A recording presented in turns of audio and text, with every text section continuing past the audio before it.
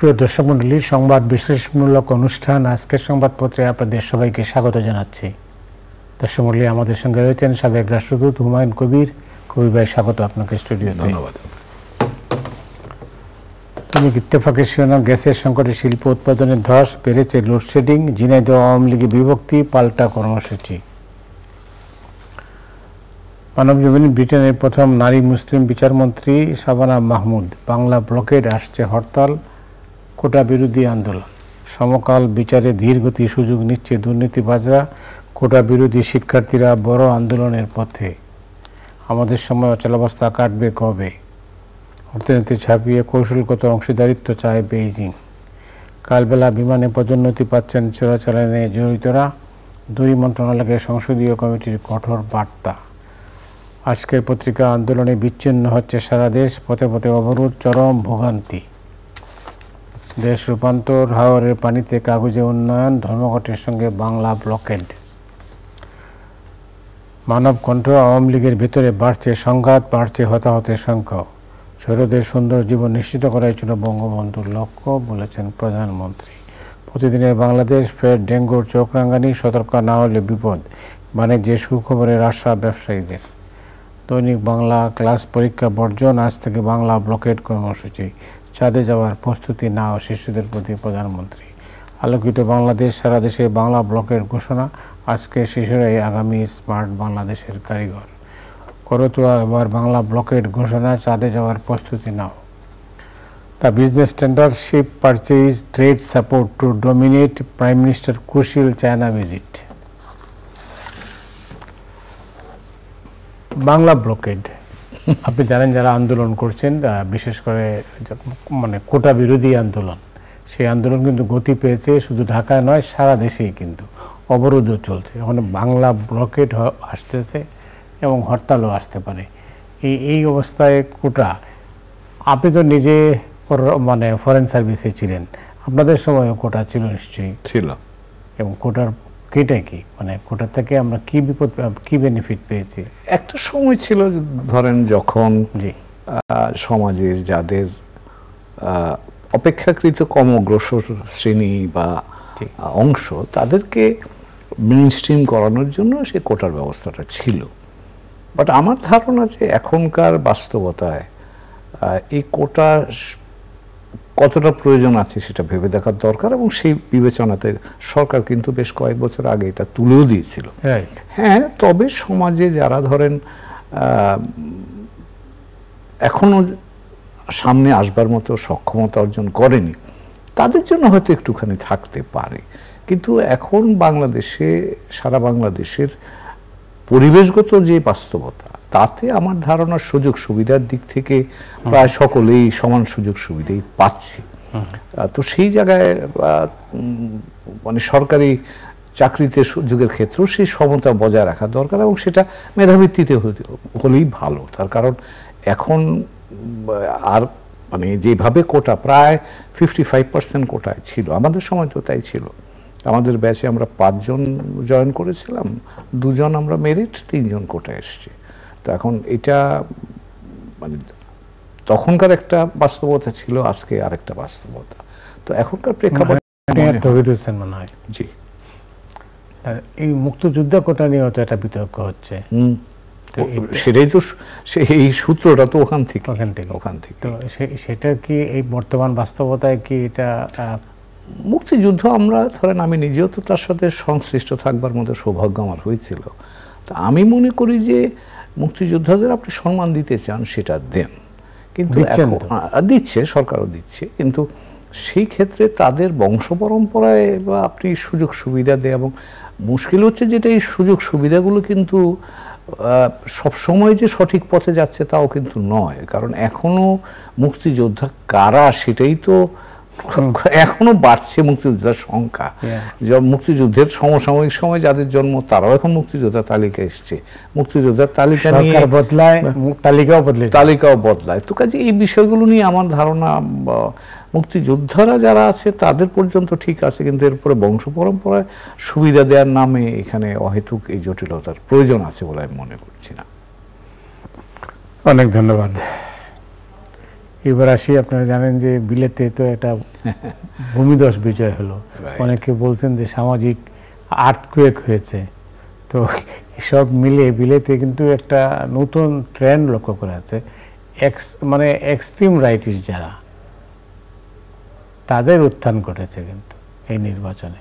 তিনটা, মানে আপনি সঠিক বলেছেন। এবং আমার কাছে যেটা মনে হয়েছে যে যে কোনো ব্রিটিশ নির্বাচনই একটা বড় মনোযোগের বিষয়, কারণ ব্রিটিশরা সাম্রাজ্য ছেড়ে গেলেও এখনো পর্যন্ত তাদের এই গণতন্ত্র চর্চা বলেন, তাদের বিভিন্ন ব্যবস্থার কারণেই একটা মনোযোগ তারা পায়। তো এই নির্বাচনটা বিশেষ করে মনোযোগ পেয়েছে আমার কাছে মনে হয় ৩-৪টা বিষয়ের জন্য।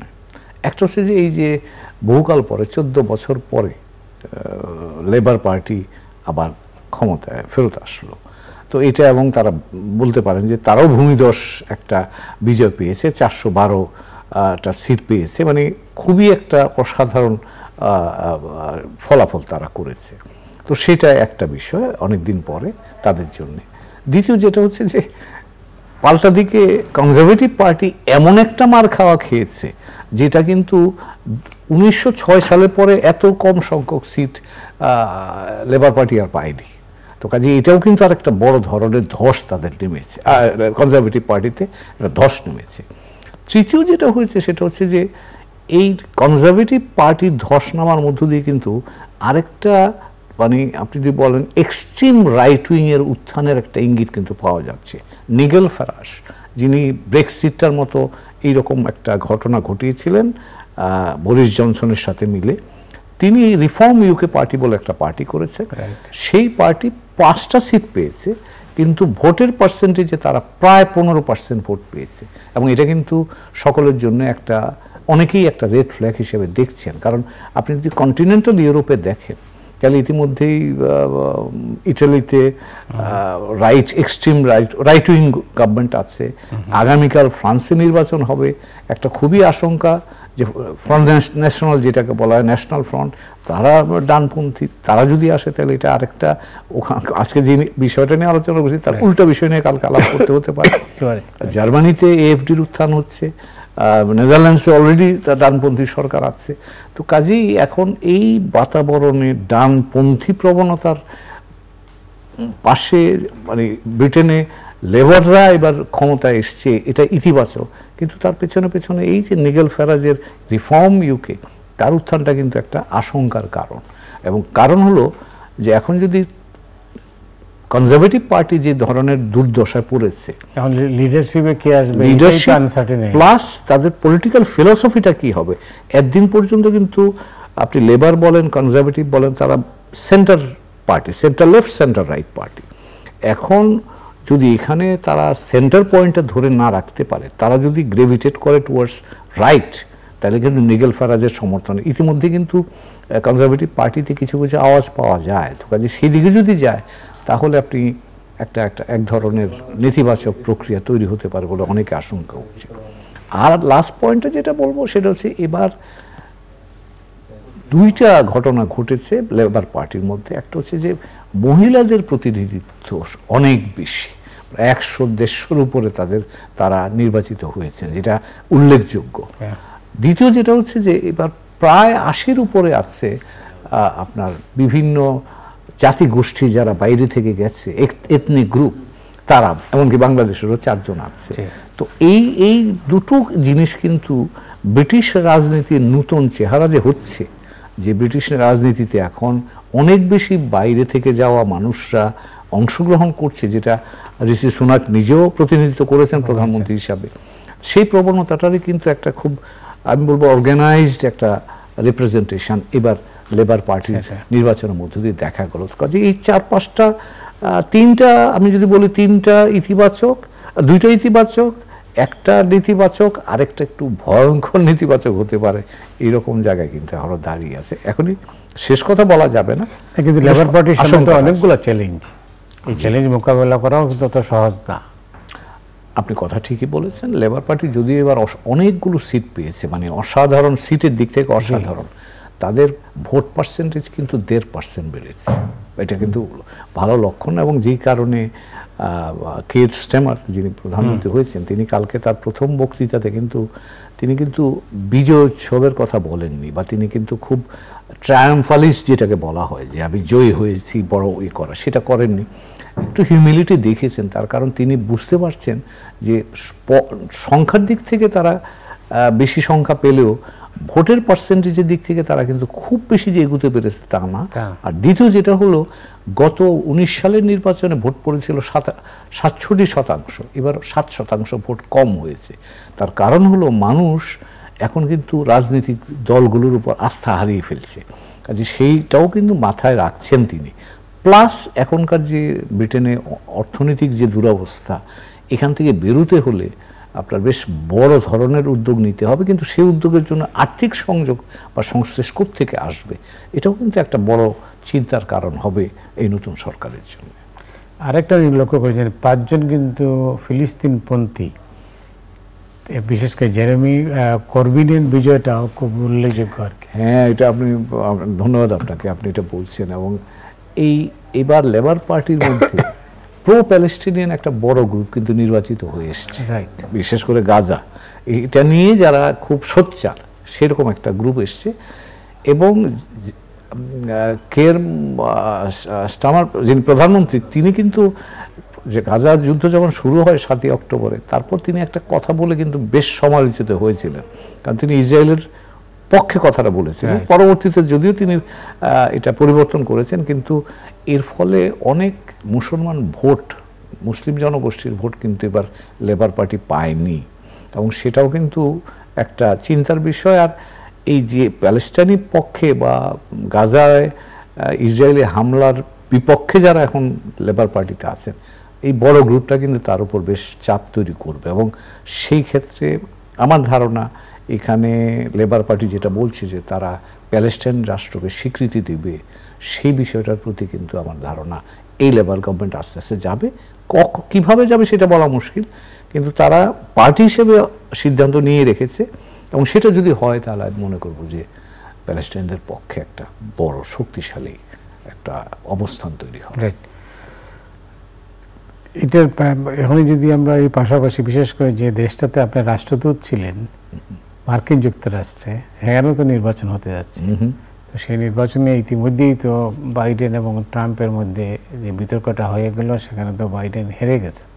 তো হেরে যাওয়ার পরে মার্কিন সংবাদ মাধ্যম থেকে শুরু করে সাধারণ মানুষের মধ্যে ব্যাপক প্রতিক্রিয়া। এরপরে আপনি দেখছেন নিশ্চয়ই একটা টেলিভিশন সাক্ষাৎকারে স্টেফানোপোলিসের সাথে, আমি চিনি তাকে, বাইডেন বলেছেন যে তিনি ঈশ্বর ছাড়া আর কারোর কথায় তিনি নির্বাচন থেকে সরে দাঁড়াবেন না। এটাকে আপনি কিভাবে দেখেন স্বল্প কথায়? এখানে এটা নিয়ে বেশ আলোচনা হচ্ছে মার্কিন যুক্তরাষ্ট্রে, এবং বিশেষ করে ডেমোক্রেটিক পার্টির জন্য এটা একটা বিরাট চ্যালেঞ্জ হয়ে আছে, এবং একই সাথে কিন্তু রিপাবলিকান পার্টির জন্যও চ্যালেঞ্জ। তার কারণ ট্রাম্প যদি তাদের প্রার্থী হন, সেক্ষেত্রে বাইডেনকে হ্যান্ডেল করা এখনকার প্রেক্ষাপটে সহজ, কিন্তু সেই ক্ষেত্রে যদি অন্য কোনো অপেক্ষাকৃত তরুণ প্রার্থী এসে যান, সেক্ষেত্রে ট্রাম্পের জন্য কিন্তু অসুবিধা হয়ে যাবে, কারণ ডেমোক্রেটিক পার্টির এখনকার মোমেন্টামটা মোটামুটিভাবে নির্বাচনে জয় যাওয়ার সম্ভাবনা তাদের পক্ষে। তো সেই ক্ষেত্রে যদি বাইডেন সাহেব নিজে থাকেন, প্রেসিডেন্ট বাইডেন যদি কন্টিনিউ করেন বা প্রার্থী হন, সেক্ষেত্রে কিন্তু আমি বলবো যে রিপাবলিকান পার্টি এই তার বয়স এবং তার সক্ষমতা নিয়ে তারা প্রচুর প্রশ্ন তুলবে, এবং তারা প্রশ্নটা এইভাবে তুলছে যে এখন না, 4 বছর তিনি প্রেসিডেন্ট থাকবেন, 4 বছর পরে কি হবে কাজে, এবং সেটা কিন্তু বেশ মানুষের মধ্যে প্রতিক্রিয়া করছে। তো কাজেই ডেমোক্রেটিক পার্টির ভেতরেও এক ধরনের আলোচনা চলছে। এখন যেই জায়গায় এসে জিনিসটা দাঁড়িয়ে আছে, প্রেসিডেন্ট বাইডেনের পরিবার চান তিনি থাকুন, কিন্তু ডেমোক্রেটিক পার্টির ভেতরে যারা আছেন, যেমন যারা ফান্ডিং করেন, ডোনার্স যাদেরকে বলা হয়, প্লাস পার্টির অ্যাপারেটাস যারা, তারা কিন্তু চাচ্ছেন না, কারণ তারা বুঝতে পারছেন যে বাইরের বাতাবরণটা প্রেসিডেন্ট বাইডেন প্রার্থী হলে কিন্তু সেটা সামাল দেওয়া কঠিন হতে পারে। তারা প্রস্তুত করছেন সম্ভাব্য ভাইস প্রেসিডেন্ট কমলা হ্যারিসের কথা বলা হচ্ছে, সম্ভবত আগস্ট মাসের সিদ্ধান্ত হতে পারে। অগাস্টে ডেমোক্রেটিক পার্টি কনভেনশন হবে শিকাগোতে, এটা একটা ফেস সেভিং চিন্তাভাবনা আছে, সেটা হলো যে প্রেসিডেন্ট বাইডেন তো ইতিমধ্যেই সমস্ত ডেলিগেট তিনি পেয়েছেন, তার পক্ষে পেয়েছেন। তিনি হয়তো তখন এই ডেলিগেটদের বলতে পারেন যে ঠিক আছে, আপনাদেরকে ধন্যবাদ জানাচ্ছি, কৃতজ্ঞতা জানাচ্ছি, আপনারা আমাকে সমর্থন করেছেন, আমি নিজে সিদ্ধান্ত নিয়েছি যে আপনাদেরকে আমি রিলিজ করে দেব, আপনারা এখন স্বইচ্ছে আপনারা চিন্তা করতে পারেন যে কাউকে আপনারা প্রার্থী করতে পারেন। এটা যদি উনি করেন সেই ক্ষেত্রে হয়তো তারা অল্টারনেটিভ প্রার্থী যিনি থাকেন সেটা কমলা হ্যারিস হতে পারেন, বা অন্য কেউ যদি হন তার প্রতি তারা সমর্থন দিয়ে তাকে ডেমোক্রেটিক প্রার্থী হিসাবে এন্ডোর্স করে দিল। তো এই একটা সম্ভাবনার কথা আলোচিত হচ্ছে, তাতে করে প্রেসিডেন্ট বাইডেনের মান সম্মান মুক্ত রক্ষা হয় এবং ডেমোক্রেটিক পার্টির এখন যে চ্যালেঞ্জটা তারা ফেস করছেন বাইডেনের বয়স এবং তার মানসিক সক্ষমতা নিয়ে, সেটা থেকে হয়তো তারা বেরিয়ে আসতে পারবে। দেখা যাক শেষ পর্যন্ত কী হয়। বিজনেস স্ট্যান্ডার্ড এই শিরোনামটা নিয়ে আমরা কথা বলছিলাম। She purchase trade support two dominate prime ministers crucial China visit. আপনি জানেন যে মাননীয় প্রধানমন্ত্রী কালকেই যাচ্ছেন, আজকেই যাচ্ছেন, ইনফ্যাক্ট আজকেই তো 8 তারিখ। তো হ্যাঁ, চীনাদের সাথে আমার ধারণা অর্থনীতির জায়গাটা বেশ ভালোভাবে চর্চিত হবে। সেটা আপনি ব্যবসা বাণিজ্য বলেন, ব্যবসা বাণিজ্যের ক্ষেত্রে আমাদের লেনদেন বলেন, এফটিএ বলেন, এগুলো বিষয়ে আলোচনায় আছে, পরিকাঠামোর ব্যাপারে আলোচনায় আছে, রোহিঙ্গা ইস্যু হয়তো আলোচনায় আসবে, এবং মিয়ানমার ঘটনা বলি সেটাও কিন্তু আলোচনায় থাকবে বলে আমি মনে করছি। আমাদের অনেকে বলেন তিস্তা নিয়ে কি আলাপ আলোচনা হবে, ঢাকার আগ্রহটা তিস্তা নিয়ে, কিন্তু আমার ধারণা যে চীনারা বাংলাদেশের উপরে ছেড়ে দেবে, বাংলাদেশ যেটা সিদ্ধান্ত নেয় সেই সিদ্ধান্তই তারাও হয়তো গ্রহণ করবে। বাংলাদেশ কি কোনো সিদ্ধান্ত নেই না, বাংলাদেশের সামনে অপশন তো আছে, সেটা হচ্ছে যে মাননীয় প্রধানমন্ত্রী তো বলেছেন যে ভারত তাদের প্রস্তাব দেবে, চীনারা দিয়েছে, আমরা এটা মূল্যায়ন করে আমরা সিদ্ধান্ত নেব।